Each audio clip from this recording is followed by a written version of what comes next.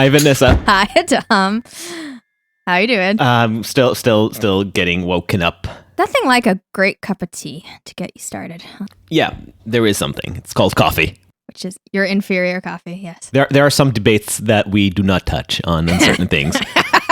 So, too sacred. Welcome to Uncertain Things. Welcome to Uncertain Things, the podcast where we talk about uncertain things. Except for the perennial coffee versus tea debate, which is just not uncertain. We have 100% certainty on each of our sides on this one. Except that your attachment derives in its entirety from the clasp of a dying post-colonial empire's fetishization of the Orient. Oh, let's not pretend that coffee is immune to those colonial influences. Speaking of colonial influences, today we have Professor Moshe Sluhovsky. He is a history professor at the Hebrew University at Jerusalem. Of Jerusalem? You would know that better. I mean, Google works just as well for you, but yes, it's of Jerusalem. And yes, I do have a personal connection because he is the guy who taught me how to think history. And I think he's, back when I was a student, he was the head of the history department. Today, I think he's still involved in leading the humanities department there. He also taught in Princeton and elsewhere. And it's worth me taking a moment to just note how impressive the arsenal of history professors that department offered, at least at the time when I went there. There was Matthias Schmidt, who's this incredible human being and also classical world scholar. And of course, Yuval Noah Harari, who has since attained worldwide celebrity status. All of them were incredibly influential people to me, but Moshe Sluhovsky is really probably the reason that I still see myself as part of the discipline of history, despite my occupation in journalism, which is clearly the bastard cousin of history. As I mentioned in the interview, I feel there's a moment in the life cycle of every history student where, after spending days poring over articles with titles like, "How did the potato famine in Ireland affect the view of homeschooled Catholic teenagers about the military in the 19th century?" you start asking yourself, what the fuck am I doing here? Seriously, what the hell is this? So for me, the answer came on my second year when I took Sluhovsky's class. And it was, I think, about colonialism. I think my entire curriculum was shaped around the worst of human history, and I just find cruelty and human capacity for darkness to be more interesting than potatoes, but it's no judgment. But what I remember struck me about Sluhovsky's class, aside for the hefty ballast of knowledge about the topic that he possessed, it was how he was able to push every discussion beyond good and evil, beyond our desire, especially with things that still have tremendous political salience, like colonialism, to have everything fit into our current ethical grids and have them satisfy our binaries of what's right and wrong. And, usually when you hear somebody in the news refer to history, it is to draw some moral comparison and say, history shows us why this idea should be vindicated, or history tells us why this guy needs to be demonized. And that's really boring history, not to mention asinine completely. And instead, what Sluhovsky did in his class was to show us how to stay in the discomfort of uncertainty, to be able to see the world, to try to see the world, how the people at the time understood themselves, while also being very mindful and critical of their blind spots, of their internal contradictions, and how these gave cover, if not actually blinded them to the true horrors which they were committing. But conversely, to understand that the horrors don't mean that the lofty ideas which the same people were espousing were nothing but a lie. That scholarship of the Enlightenment and those quote-unquote liberal values that were borne out at the time were not just a way to mask colonialism. Those were ideas that were developed with real meaning, real intent behind them. And the difference between seeing that as a glaring blind spot, an internal contradiction, as opposed to just a propaganda tool and a lie, makes all the difference in the world to me. It's the difference between doing real, rigorous history and doing politics. And I think it also expanded the way that you evaluate and analyze current events and our own blind spots in the current moment. Yes, exactly. That's what was so formative about his class. And you can't leave it without constantly asking yourself, what are our blind spots, and will we even ever be able to understand them?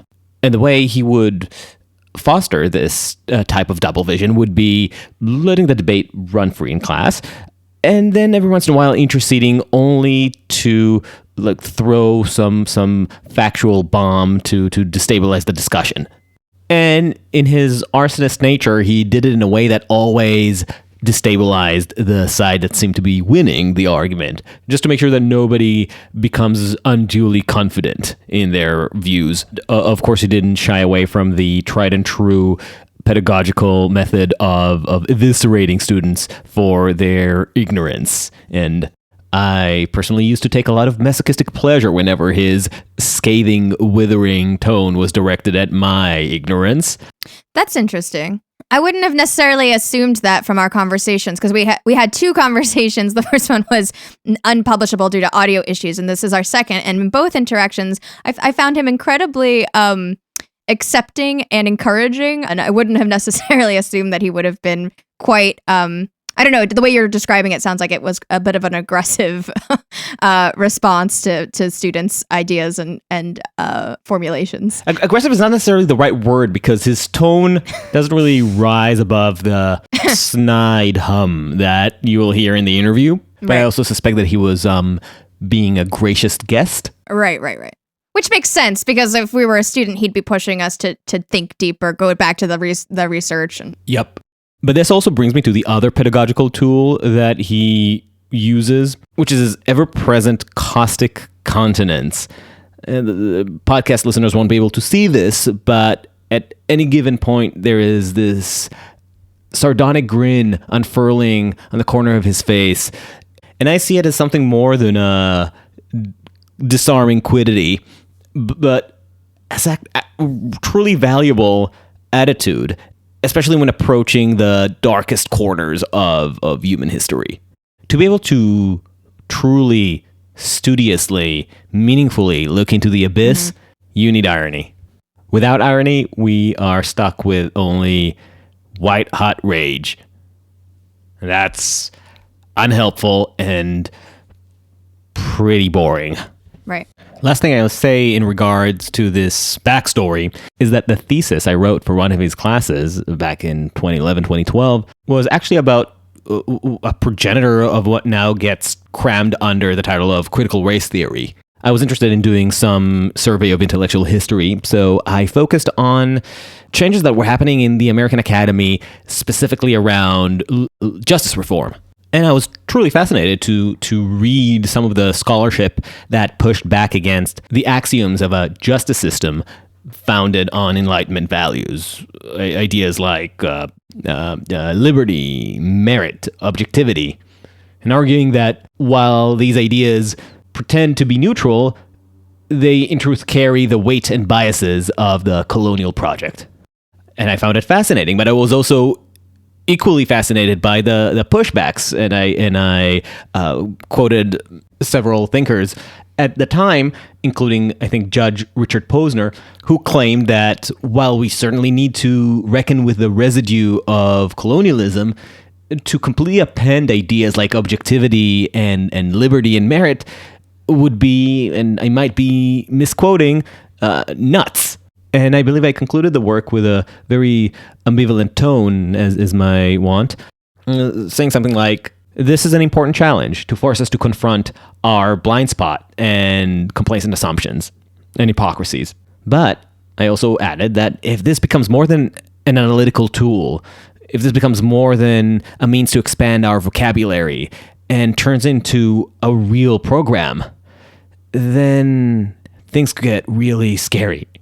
And just remember the notes of exhilaration and trepidation mixed with a little bit of terror that I felt while researching that work. But this was 2011, 2012, way before any right-wing tabloid has even heard about critical race theory. For good or ill, this shows how powerful the intellectual framework of a society can be. Academic work can be more than intellectual, masturbatory. Right. These are ideas that have escaped the academy and are now affecting and pushing against everything in our society, and in some places perhaps for the better, and in some places certainly for the worst. But again, and not to be a broken record about this, it seems that the problem, whether with the way critical race theory is spreading or the reaction against it, is the complete unwillingness to grapple with complexity, that total unshakable commitment to hero-villain narratives. And we get into that in the conversation, and we talk about, the fact that dynamic is sorely missing from a lot of current conversations about history. But we also get into how important it is that, at least in America, we're starting to wrestle with these different competing narratives, and we talk about the positives and the negatives of this dynamic right now. And it is interesting to get his take on what's happening in history right now. He brings up different historical debates that happened in the 60s and the 80s and the 90s, and where we are and how we're thinking about it. And we get into some really interesting stuff about where he thinks we are as a young nation dealing with its traumatic past. It's a little funny now that I think about it, because I basically invited him here to talk about the fields of history that I care about, not necessarily his main passions, but A, our podcast, our rules, and B, it's really his broader approach to history that I wanted to bring here. But we should definitely bring him on again. And with that, we bring you Moshe Sluhovsky. Hey, Moshe. Hey. You're going to have to excuse me for not being able to look directly at you. I'll excuse you. You're excused. All right. We are giving this another shot. Let's start with the basics. Tell us about yourself. Rich, I don't remember anything what we did last time, and I tell you about myself. So I got interested in history very early on, and I have a good friend, childhood friend, who says that it was clear that I'm going to become a professor of history when I was already in middle school, maybe high school, and I don't remember it, but I thought I was going to become a psychologist, a clinical psychologist. But she obviously knew what she was talking about. I started history and psychology at the university, and really within a year decided I want to concentrate on history. I did my BA and MA at the Hebrew University, BA in German history and MA in medieval French history, then got a PhD here on the East Coast at Princeton in French early modern history. Early modern is the period between the Renaissance and the French Revolution. And have been teaching French history and religious European history, mostly history of Christianity, until about 5 or 7 years ago, mostly in Jerusalem, when I got at the Hebrew University, when I got tired of the topic and went back to my first love, which has been German history, and that's what I've been doing again for the last 5 years, German 20th century history. What is it about history? And I'm asking you this and I'm not sure if I mentioned it in the previous conversation, definitely in one of our talks, but when I went to Hebrew University as a lowly undergraduate, completely oblivious about what it means to go through academic life, it took me about 2 months to dive into these existential questions of what the fuck am I doing here? Why? What is this all about? And it was only around my second year when I started taking your courses that the picture started to come together. I can start thinking, oh, okay. So I'm wondering, what was it for you that convinced you that, this is something I'm going to be devoting my life to? Great question, and a difficult one, because of absolutely, as you started asking it, I realized that I don't have an answer. It's something that has always come really easy. I think that there is still a deep love of psychology there. So in a way, it is psychology, but psychology of dead people. And I think as much as research, what is important and has always been important has been the pedagogical aspect of it to make people get excited about asking questions. I assume it could have been done just as much in sociology or in many other fields, and I might have found myself intrigued just as much. And I think I just had fantastic history teachers. In high school, 2 excellent teachers, and then at the university, and I was really studying with brilliant professors, and I think they just made, for example, the best example I can think of is like early modern European history. No one who comes to university has ever heard of a period called early modern. No one knows what it is. People know modernity and medieval, and before was some dark ages, but in Greece and Rome.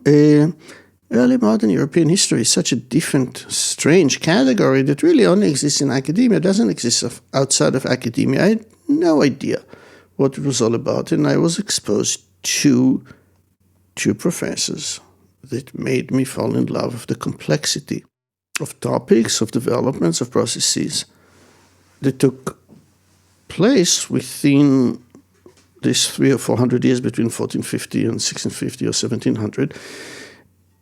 And I said, wow, but it was totally conjectural. Can I ask what's so oddball about this era? Partly because let me answer you historically. It used to be called, people have always been interested in it because it used to be called, back in the old days, from Renaissance to the Enlightenment, or Renaissance and Reformation, and it was the glorious period of Western civilization, right? With the Renaissance, we have all these great artists and philosophers, and they are reinventing civilization, and then white men get on boats and go and conquer the savages and make them civilized and bring culture to them, and then the big philosophers of the Enlightenment make all of us better human beings, etc., etc. So it has always existed. It just existed as a narrative that was so self-congratulatory and stupid that I think I was lucky enough to go and be there as a student at a time in which the generation of my teachers started challenging this stupid narrative and asking questions like, did women have a renaissance? Or when Martin Luther was preaching, what was Mrs. Luther doing? Or did the Native Americans, or as they called them, Indians, really welcomed Western civilization the way we assumed that they must have or should have?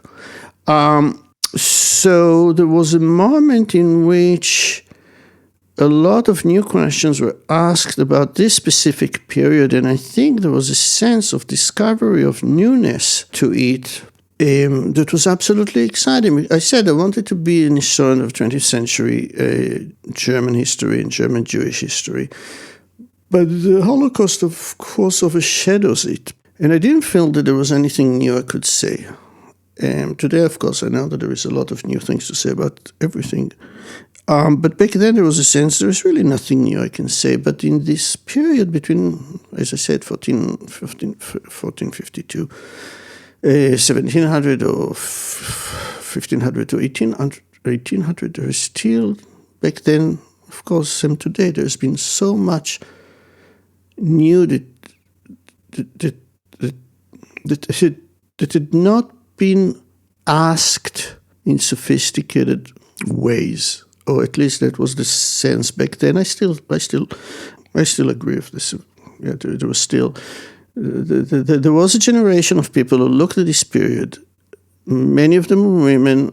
Later on, people of color who really took the field and completely revolutionized it. So I'll give you 2 examples from my own personal interests.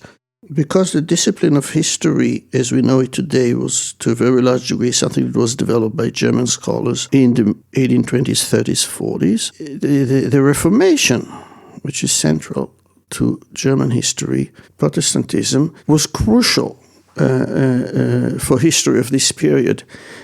And the German historians created a model in which there are 2 things. There was the Reformation and there was the counter Reformation.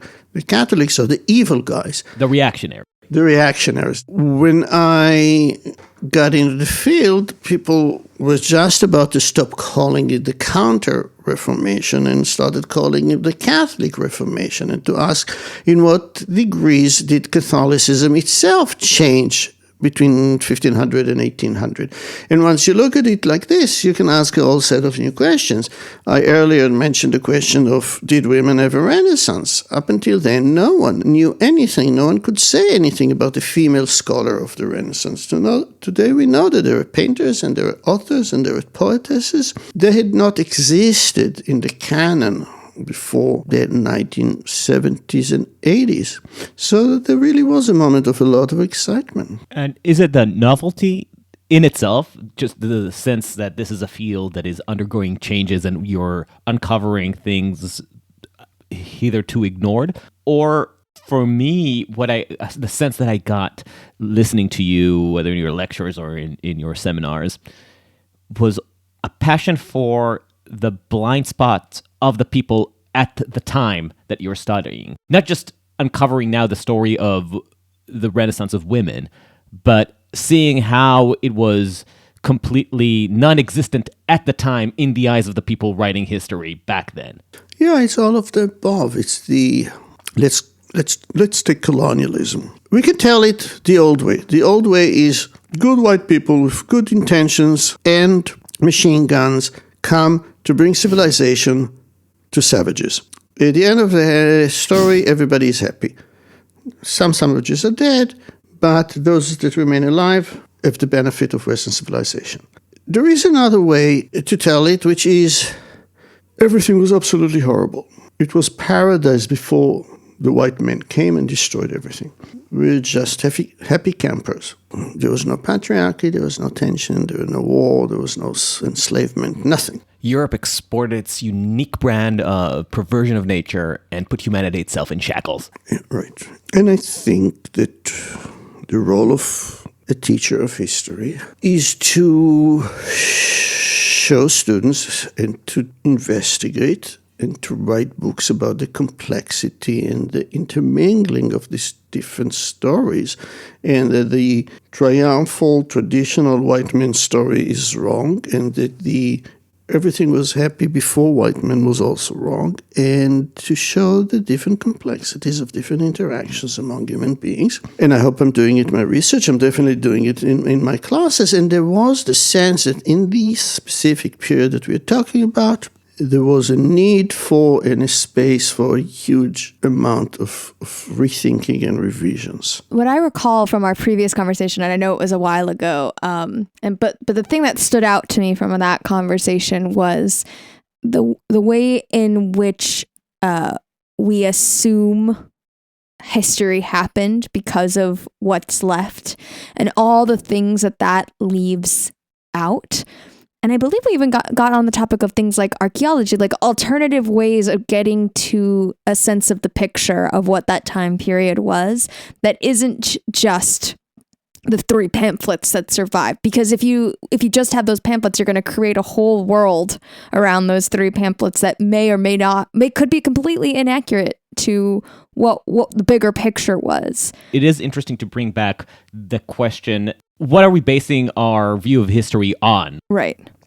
So one of the things, again, and it's actually very good, Vanessa, that you're taking me there, because I think I've ignored a very crucial aspect of the whole thing.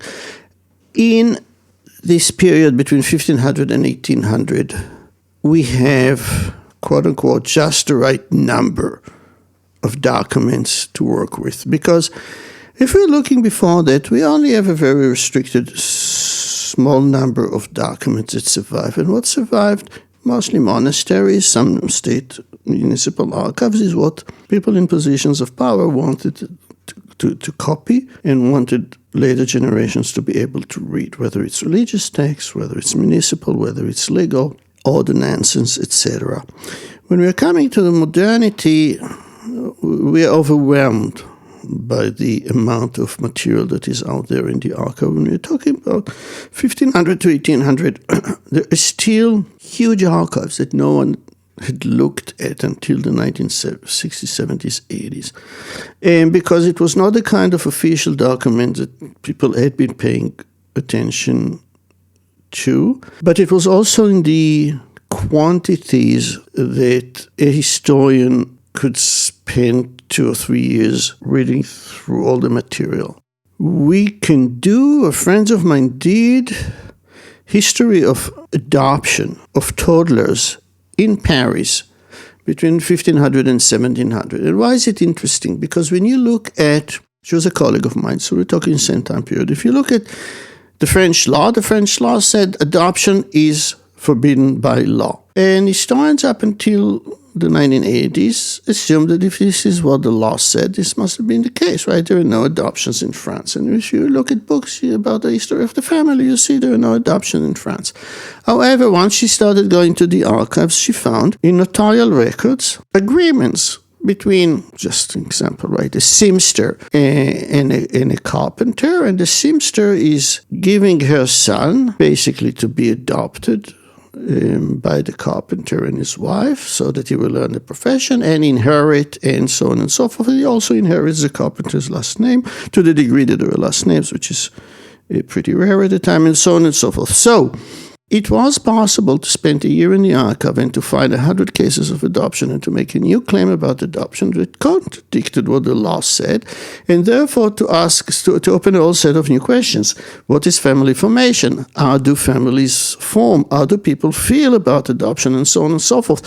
A question that had not been asked before, a question that we cannot ask about the Middle Ages because we only have the very, very few legal official documents that survive from the period. Okay, so this I think is just, so this is another element of it. This is a period about which we can cover a lot and not to be overwhelmed. When you're experiencing that moment of novelty, of seeing new things, seeing new ways to read history, and finding stories of people who have been written out of the narrative, we're talking about the 80s for you?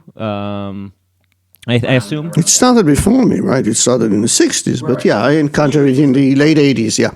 How does it translate now? Because one of the things that I encounter today is the sense that history becomes almost too diffused to the point where everything is a story. And as a discipline of trying to thread together, not necessarily a grand narrative, but some ideas of what happened and what to draw on, gets lost. Right. Get lost and get politicized, because I think the last 30 years have been completely under the sign of marginal groups insisting on inserting themselves into history, into the big narrative of history. Inserting themselves also means demanding revisions, demanding a new canon, and demanding recognitions of evils. So the narrative has to be rewritten. The narrative ought to be rewritten in ways that are multivocal, that are complex. They don't do injustice to anyone in this complexity. There are people with vested interest in telling the traditional story. There are people with vested interest in telling their own story of victimhood. I think we are in a moment in which there is a huge fight within the discipline of history, just as it is within English literature or anything else, American politics, American sociology. What is the story? And we saw it just recently with the two narratives of the history of the U.S. history, right? Do we put slavery at the center of the story, or do we put the founding fathers at the center of the story? And obviously, we cannot right now reach a consensus about how to tell the story. But I will go a step further and say how lucky it is not to have a consensus about the story, because we should not have a consensus about the story. We should never have a consensus about the story. And if I were writing textbooks, even for 6th graders, I would insist on not telling them the story or a story of, for example, American history. I would make them at age 10 or 11 already see the complexities of possible stories that could be told.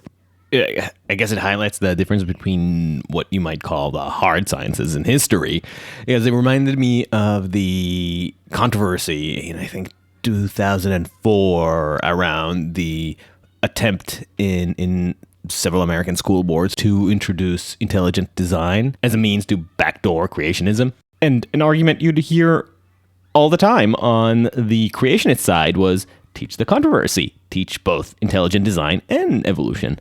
And when it comes to supposed scientific consensus, it feels absurd to say, teach the controversy, teach the conflict. So what about people who would argue that history needs to take itself more seriously? It needs to present a fact-driven account of the past, regardless of what we think might serve some social purpose. Of course, you can always order the details to paint the picture you want. But when it comes to actually getting the facts, like, did Hitler directly order the execution of the final solution? That's a question that begs an answer that goes beyond the different narratives that each answer would potentially serve. And it would serve specific narratives and specific social agendas. But history needs to go beyond that conflict. I agree. Why teach that the Earth circles around the sun and not that the sun circles around the Earth, right? What gives us the authority to not let people who believe that the Earth is flat to also teach their theory in schools? Same in history. At the end of the day, historians tell narratives, which is to say they create narratives. We take 1,000 events that did happen, and no one is denying their happenness. I'll give you specific examples in a minute. But out of the many events that did happen, we choose some and predetermine, because of our political convictions, because of the way we were raised, because of all kinds of things, that they are more important than others, and therefore we can regard them as causes and not merely events. Not just noise. Background noise even, right? Right. Important.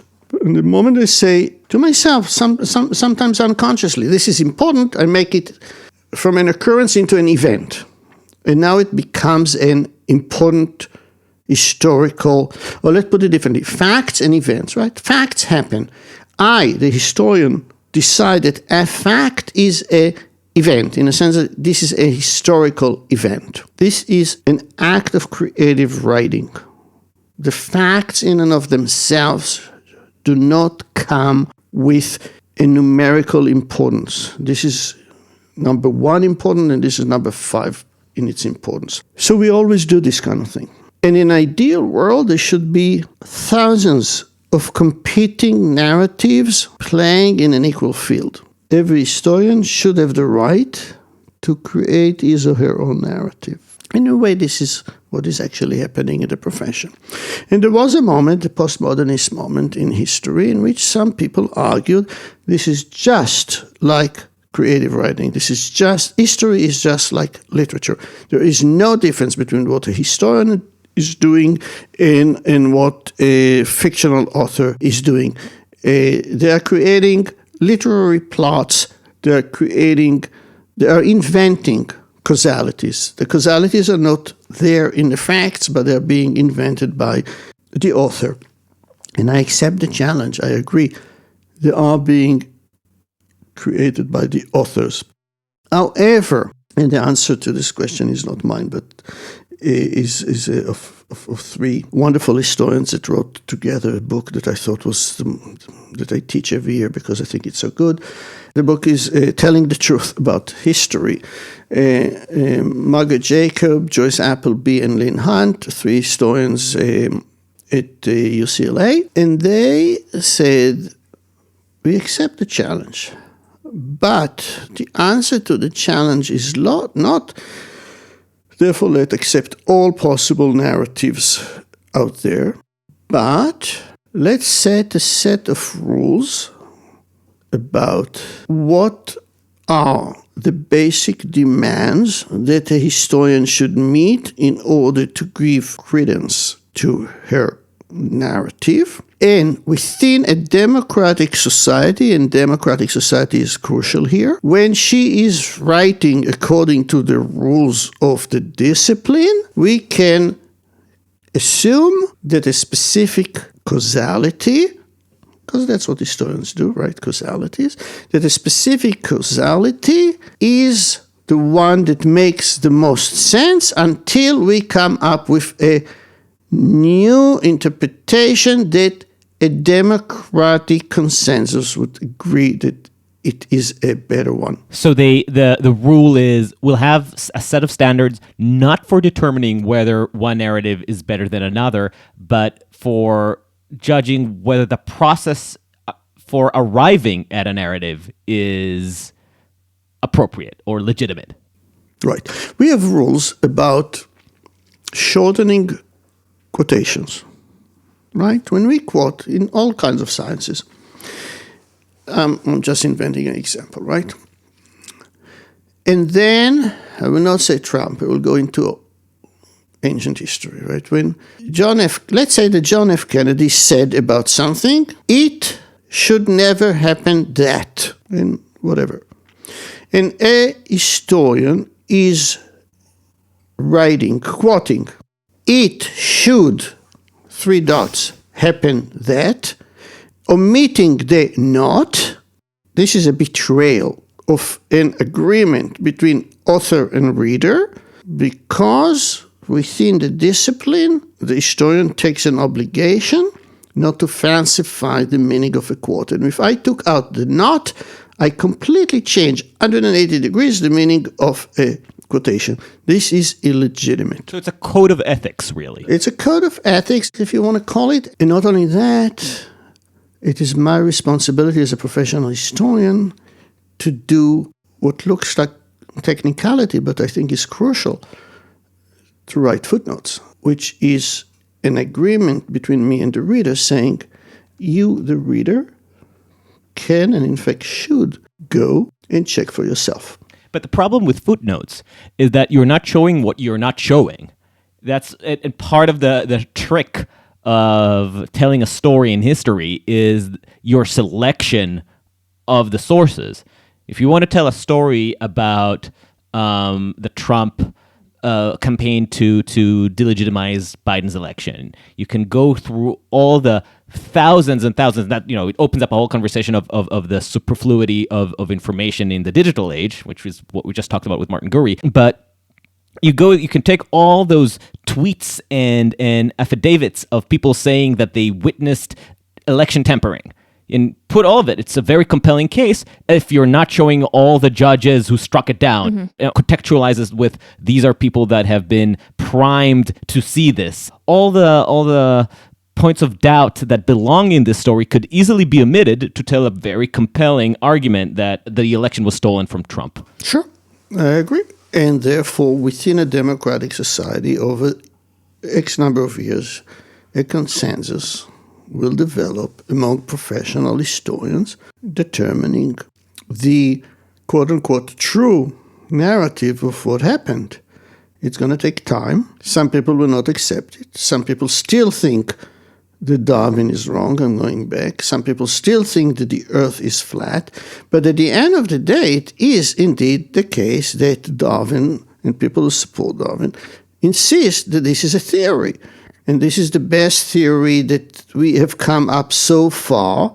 And it does not mean that it will not be slightly changed in this or that direction. And they are never claiming to know the truth with a capital T, which is very different than arguing that creationism, because creationism do not have neither I don't even know what the name of this science, right?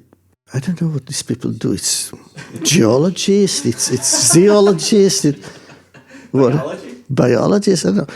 But these people who magical realism. These people who do this kind of thing, they're playing in a completely different field, right? They say the source of authority is not the footnotes, right? Is not the things that we find out there, but it's a sacred text. it's a completely different game. So we just spoke with Martin Gurry, and in his book, he talks a lot about how in recent history, the visual media, photographs, video, these are the things that are compelling movements, right? And so often there's no context around these things that are spreading like wildfire and stirring up emotion and movements and protests.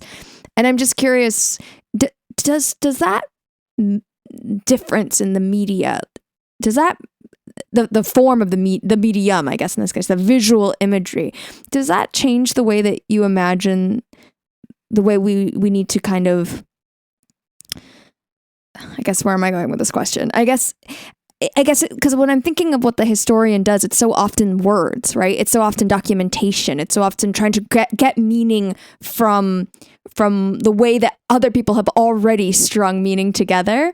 And when you're working with visual media, is without this context, does that change what the historian has to do to understand what's happening in a time period?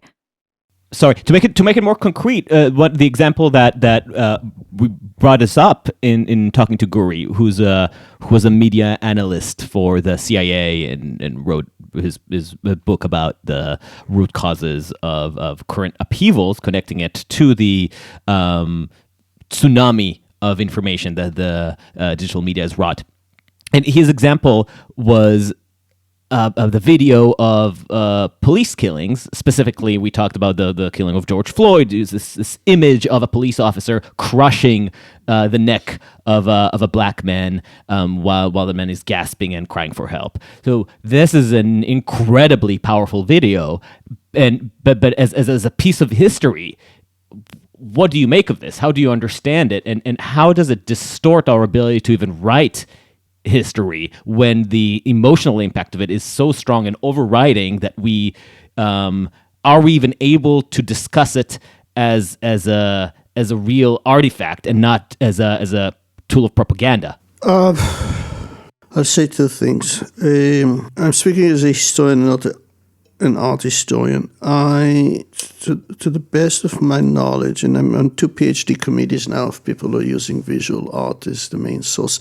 To the best of my sense, of my knowledge, I've not seen professional historians, not art historians, who know how to deal with visual evidence in sophisticated ways. By which I mean the discipline of history is developed for 500, 600, 700 years, techniques to analyze rhetorical ways of argumentation. Just silly example, but when we say, usually when people say, it goes without saying that, it means that what they're going to say in the second half of the sentence is pretty debatable, and it's pretty not self-evident. This is a wonderful rhetorical means of presenting a weak argument with a language that makes it sound much stronger than it actually is. And we have lots of examples like this, and you can come up with them yourself. So we know how rulers turned defeats into victories. We know the language of influencing people when we are talking written language. I have not seen historians who are good about doing it when it comes to visual language, and I think there is something extremely naive about the way professional historians deal with visual images. I think we historians have to learn much more from people who do art history and to incorporate it, because we are shifting from a written to a visual moment in history, and most of our students experienced the world in images and not in written texts. I think my nephews cannot probably even identify the ABC, but they are much smarter than I am in analyzing images. So we have to work harder. We historians have to work harder. We have to learn from art historians, film historians, and so on and so forth. I assume from the little I know, that again, this is a language. The visual language is also a language that is extremely, extremely easy to manipulate. So where is it heading? I have absolutely no idea. But I think that what I have seen so far is that historians in the traditional discipline of history are really not very good about incorporating. I'll give you maybe the most extreme example is not even news visual material, but movies. People learn history from movies. Historical movies are most of the time superficial, simplistic, one-dimensional, and wrong. But this is the source of historical knowledge for 99.9% of the people in the world. What should professional historians do about it? I don't know. Can they do anything about it? I don't know.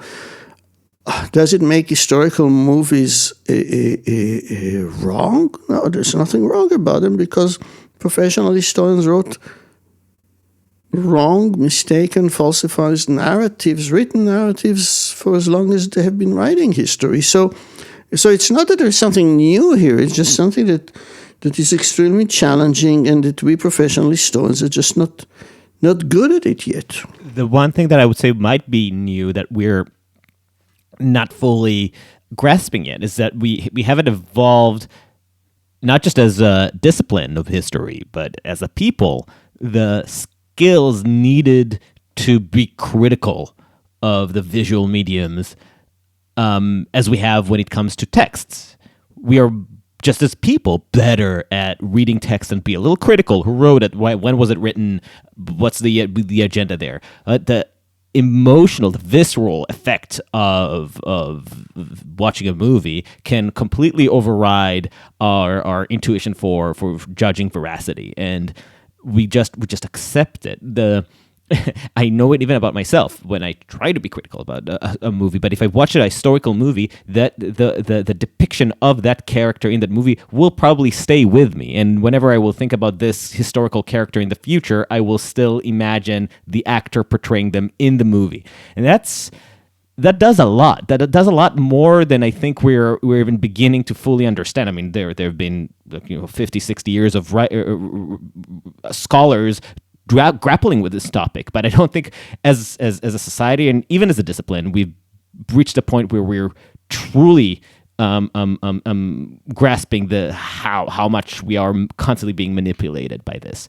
And it's not just the veracity, right? It's to Moshe's earlier point. It's like there's such a lack of complexity in the way that these historical films are being told, because they're and it says so much more about our current moment and how we are interpreting these past events to fit into some sort of tidy story that makes sense for our current moment, rather than embracing what would have been probably a much messier, more complicated reality, because that's what we're looking for right now.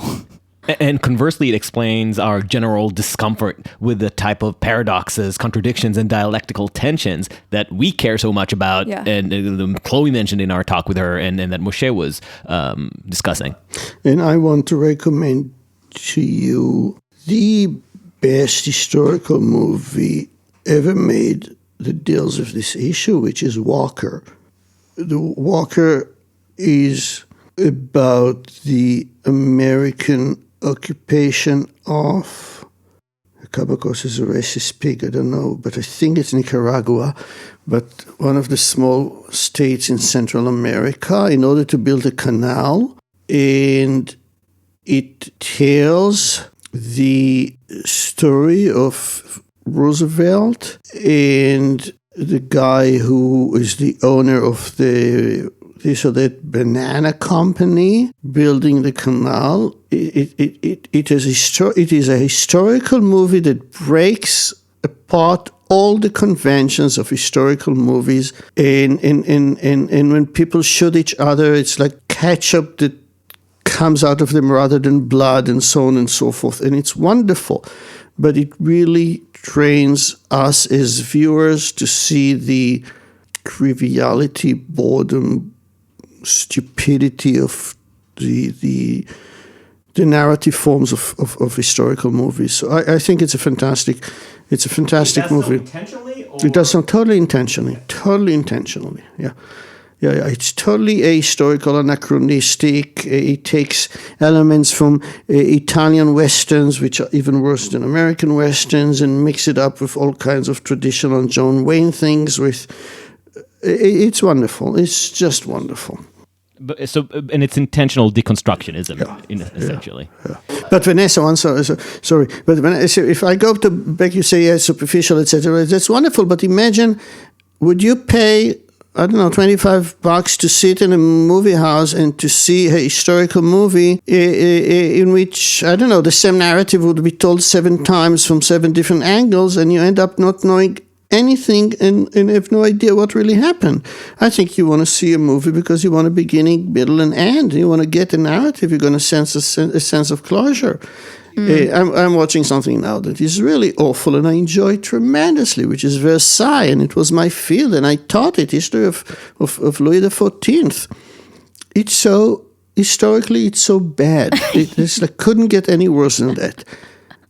But it's fantastic. For example, give us a gripe as a professional watching the movie. That's something that happens in the 1660s, or something that happened in the 1750s is incorporated into the movie about the 1660s, because it's dramatic, because it's very interesting. There is a character, the brother of King Louis, and that we know that he was a homosexual. He had homosexual relations with his minions, the noblemen who were close to him. But they portray him, and especially one of his lovers, his main lover, as bitchy queens from Manhattan from the 1980s. But they overdo it to such a degree that you understand that they understand that there is something going on here that is more sophisticated than just saying, oh, really bad script. I have no doubt that when I will think from now on, I'll say more than that. Not only when I will think about Louis XIV, I will think about the British guy who is playing Louis. That when I teach, if I teach Louis, disregarding all the awful things I just said about the movie, I will send my students to watch Versailles because it gives students a wonderful sense of atmosphere and beauty and luxury and eroticism. So let's forget about the narrative. Let's look at the surroundings, and then you can learn a huge amount. It's funny. In my mind, I was thinking of an opposite example because I interviewed recently a woman who's an expert on Madam C.J. Walker, who's a Black female entrepreneur in American history. Right. And there was a Netflix series that came out recently on her. And Madam C.J. Walker and Booker T. Washington had a very complex relationship that started off quite adversarial, but over time became kind of one of mutual respect.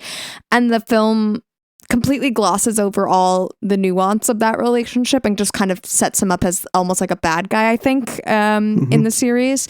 And when the historian describes the kind of the interactions between them, it's such a powerful story about how this woman was able to overcome the kind of gender stereotype that this man had about her. And over time, they became like kind of like a force to be reckoned with together. And she was just so disappointed that in that kind of like Hollywood rendition, all of that nuance is taken away, all of the complication of the relationship is taken away, and they just kind of become, angel villain, and you because she's the protagonist of this particular story, they kind of make it super simple, and that's kind of more what I was imagining and thinking of, the negative side of the way when it gets too tidy. That's kind of just, I think, indicative of a lot of the ways we think about history and the complications of having competing narratives in one life story.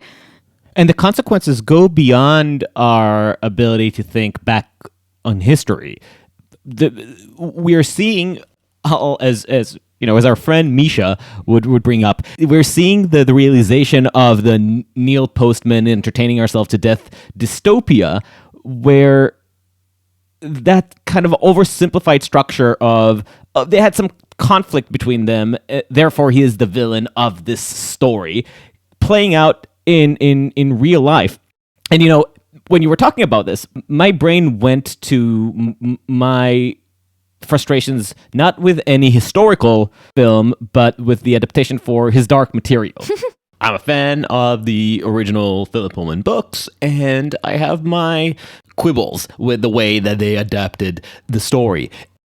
And it's this kind of mindset I increasingly begin to suspect that dominates a lot of our social thinking, let alone our historical thinking, when we are judging events in our current political moments, as well as an historical narrative. We are motivated less and less by whether we are convinced by the causality narrative proposed, or persuaded that this version is more congruent with reality, and instead more by whether this is the plot point that we were rooting for, whether this was the story development that we were rooting for. We are reacting to events not as critical historical thinkers, but as disappointed fans. I agree. I think let's not forget that movies are being made for, if I understand correctly, mostly for an audience of teenage boys, ages, 14 to 19, whose maturity is doubted and their IQ is pretty low. So but they are the audience. You have to appeal to them if you want to make money. This being said, all the chronicles of all the rulers of all the dynasties in Europe, and I assume it's the same about other cultures as well, always tell us about the heroic great victories of the king and the defeats of the king's enemies. So it's not that there is something new here in creating one-dimensional stupid narratives of good guys, bad guys. We've lived through it forever and ever. It is, I'm going back to something one of you said earlier, it is extremely powerful because we are experiencing it visually, and the impact is more immediate. And I assume that, yes, there is a difference. I'm thinking of Anna Karenina, right? There is a difference between reading about a woman jumping in front of a train and reading it over 5 pages and seeing it in 2 seconds on a screen. Yeah, sure. It's a completely cognitive different experience. Yeah. And then the question is, what are we left with when we are culturally, societally trained only to experience and to expect the one, right? I remember there are a lot of books that I read growing up that to me read as if they were written to be adapted into scripts rather than to exist as novels. And I think that's a problem that plagued literature basically since the 40s, probably. My concern is that this is becoming much more widespread and escaping the realm of entertainment and the people whose stock depends on targeting the right demographic, but leaking out onto disciplines like history, sociology, and political thinking. Like one conversation that we had a lot, and I think in private, I don't remember if we actually got into it on the previous podcast, is my personal vendetta against the way history as a discipline is treated in many American universities compared to what I've had the pleasure of experiencing in Israel. I feel that things here and again, I had a limited experience, but my limited experience involved some of the supposedly best schools in the country, and some of the methods and the premises of studying history was not about finding that complexity, but was much more dogmatic, was much more a new version of promulgating a winning narrative. It's no longer the winning narrative that was promulgated in the 60s or in the 40s, but it is still has the same thrust of political authority. And I don't know, maybe it's just the nature of academia in the U.S. that it can't help but becoming dogmatic. It doesn't. There's no history of appreciate, like when you try to offer them the French variety of appreciating contradiction and languid absurdism, it gets scoffed at. Like, what's the use of that? I don't understand this. These are up in the air ideas. Give me something I can use. So the utilitarian nature of Americanism makes everything more pragmatic, which means in the case of academia more dogmatic. But I don't know enough about America, American politics, American history, America in general, but I do want to point out to you, one, the French have their black spots, dark spots they don't want to touch, just like any other nation. Two, the project of rewriting history of the US is so recent. This is a country based on racial injustice and racial discrimination, and this has been the case until the late 1960s. So the process of rewriting it, the process of looking at complexities is extremely young. I have a colleague who teaches the history of the Visigoths, which, if I'm not mistaken, occupied Spain from somebody in the 7th century. And she teaches it in Ivy League University here on the East Coast. And there are huge fights in different American history classes about imperialism and race and colonialism and all kinds of things. And she says, I'm so lucky. No one speaks for the Visigoths. This is very recent. And so many of these fights in European history were fought hundreds of years ago.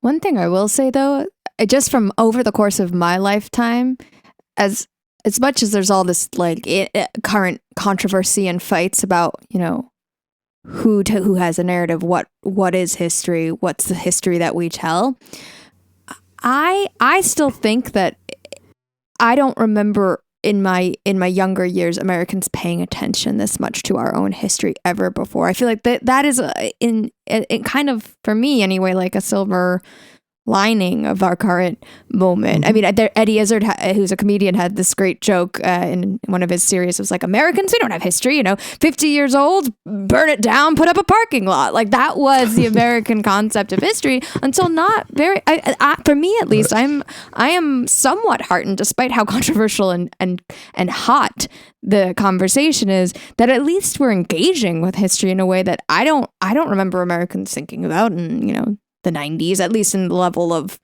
common discourse. I'll quote you to yourself, Moshe. But we probably don't remember what we had a happy hour drink a few years ago before you moved back to Jerusalem or to Tel Aviv. Where do you live now? Jerusalem or Tel Aviv? To Israel from New York, and you said I just miss living in a place that has history. But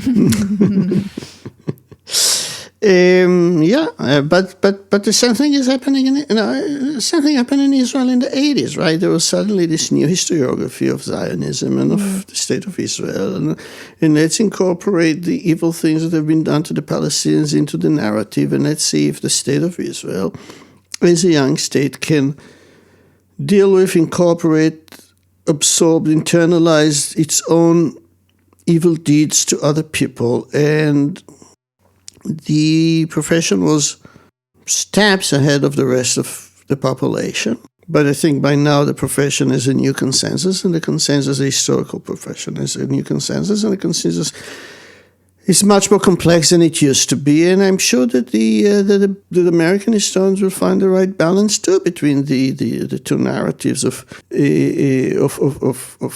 righteousness and victimhood. But it's a conflict. It always is a conflict, and it's good that it is a conflict. It should be a conflict.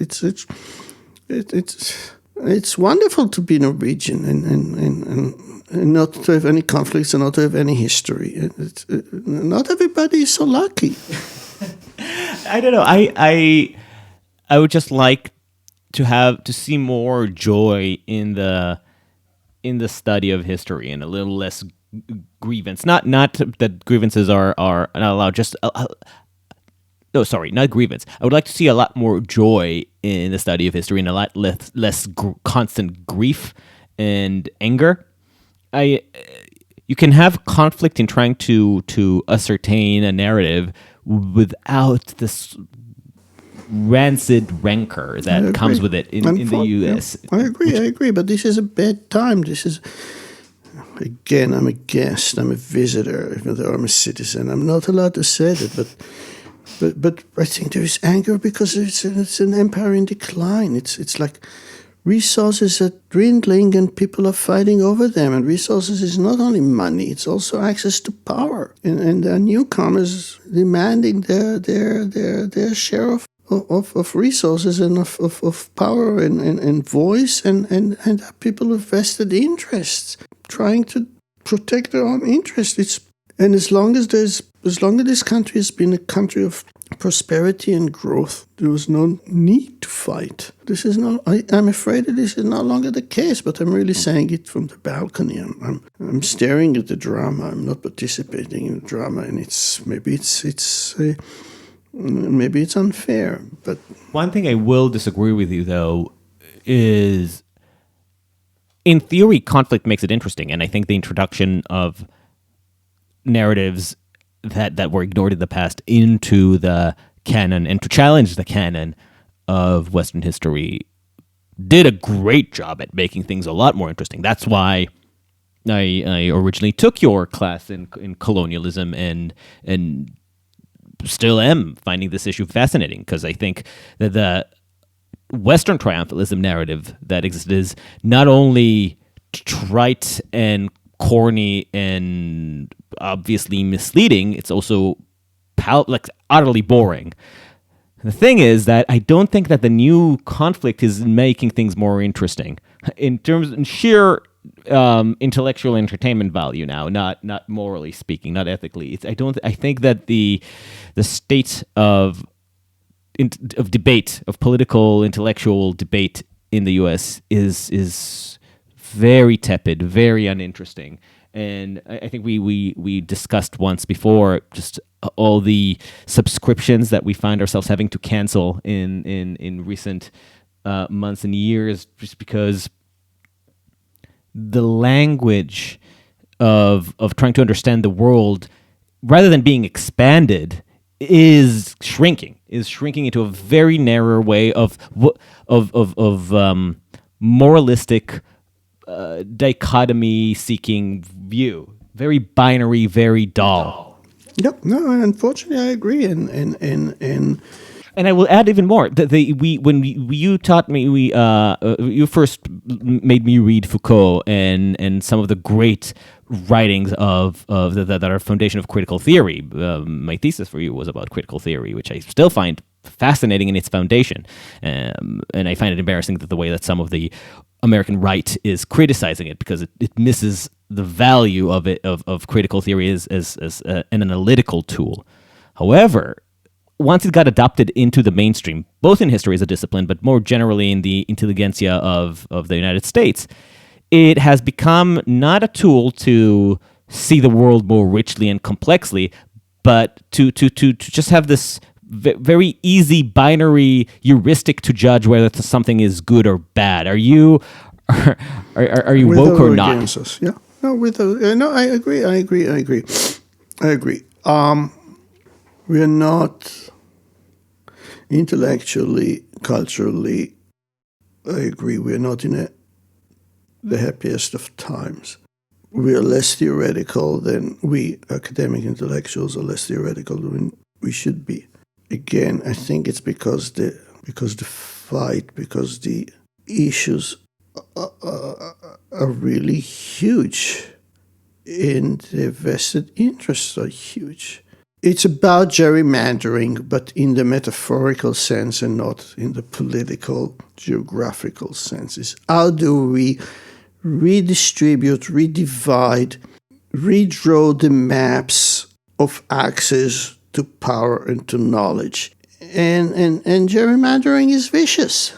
And I'm not sure there is much space for ambivalences. What is beautiful about French theory, and you mentioned it, it happens completely in the abstract. It doesn't deal with the concrete issues. What is wonderful about, there is something wonderful about the ability to ask metaphysical and moral questions and to spend all your time thinking deep thoughts when your wife does the cooking, does the shopping, and takes care of your children. That was the advantage of 19th and 20th century scholars, right? They could devote all of their time to thinking in the abstract, to living in the abstract.